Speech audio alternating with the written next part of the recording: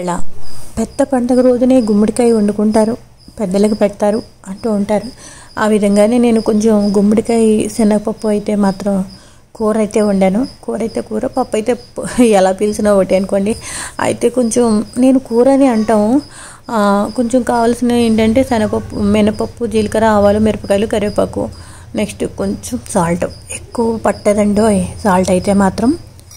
శనగపప్పు అయితే మాత్రం ఈ విధంగా కొంచెం ఒక వాటర్ పోసి ఒకసారి కడిగేసుకుని 3 విజిల్స్ అయితే మాత్రం పెట్టేసుకుంటే మాత్రం సరిపోతుంది. 3 విజిల్స్ కన్నా ఎక్కువ అక్కర్లేదు మనకి ఈ కూరకి అనమాట.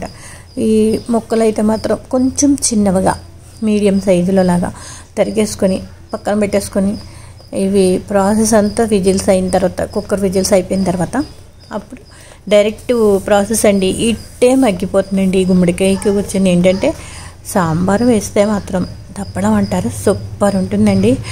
అయితే ఈ విధంగా నేను ముక్కలు చేసేసుకొని పక్కన పెట్టేసుకున్నాను. నెక్స్ట్ ఏంటంటే కొంచెం బెల్లం కూడా వేస్తారండో ఇందులోని. బెల్లం కూడా వేస్తే టేస్ట్ అయితే మాత్రం ఉంటుందన్నమాట. కూరే పప్పులో అయితే మనం బెల్లం ఎలాగో వేయం కదా, అందుకని గుమ్మడికాయ శనగపప్పు కూర అనమాట. వాత చేస్తుంది అంటారు, టేస్ట్ కూడా చాలా బాగుంటుందండి. ఈ పప్పులో కొంచెం వాటర్ అయితే వచ్చింది కదా, ఈ వాటర్ కూరలో అయితే మాత్రం నేను వెయ్యను.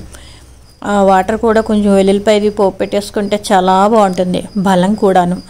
కొంచెం ఈ విధంగా పోపు అయితే మాత్రం సింపుల్గా అయిపోతుందండి. ఇది వేయించేసుకుని నెక్స్ట్ ఏంటంటే ఈ శనగపప్పు, కొంచెం అదే మినపప్పు, జీలకర్ర, మిరపకాయలు, ఒకేసారి కరివేపాకు అయితే మాత్రం పోపు వేసాను. ఇంగు కూడా ఇష్టమైతే వేసుకోవచ్చు, లేదంటే లేదన్నమాట.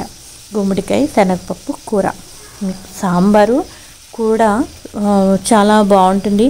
ఈ గుమ్మడికాయలో కూడా 2 రకాలు గుమ్మడికాయలు ఉంటాయటండి.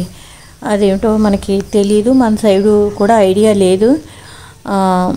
కొంచెం ఉప్పు ఎక్కువ పట్టదు, ఉప్పు కమ్మటి కూర కాబట్టి ఉప్పు కూడా చాలా తక్కువ వేసుకుందాం. కరివేపాకు కూడా వేసేసుకుందాం. ఒక్క 5 నిమిషాలు ఇవి మగ్గిన తర్వాత అయితే మాత్రమే నేను శనగపప్పు వేస్తాను. ఎందుకంటే ఎక్కువ టైం తీసుకోదు ఈ గుమ్మడికాయ మగ్గడానికి. చాలా సింపుల్గా అయిపోతుంది అన్నమాట ఈ ప్రాసెస్ అంతాను. మా అబ్బాయికి అది చాలా ఇష్టం అండి కూర అయితే మాత్రం.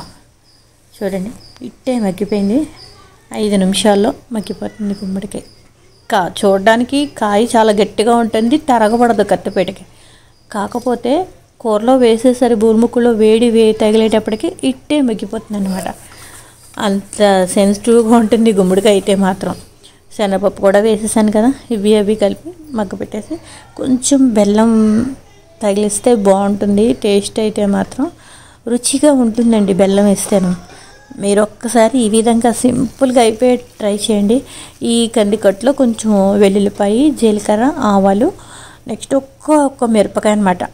పిల్లలకి మనం ఈ విధంగా అలవాటు చేస్తే కూడా చాలా బాగుంటుందండి. కొంతమంది చారులో ఇవి వేసుకోరు, ఈ వెల్లుల్లిపాయ పోపు పట్టి ఇవి వేస్తే బలం కూడాను. కూర అయిపోయిందండి లోపలేను, చాలా బాగుంది. వేడిగాను తినేద్దాం.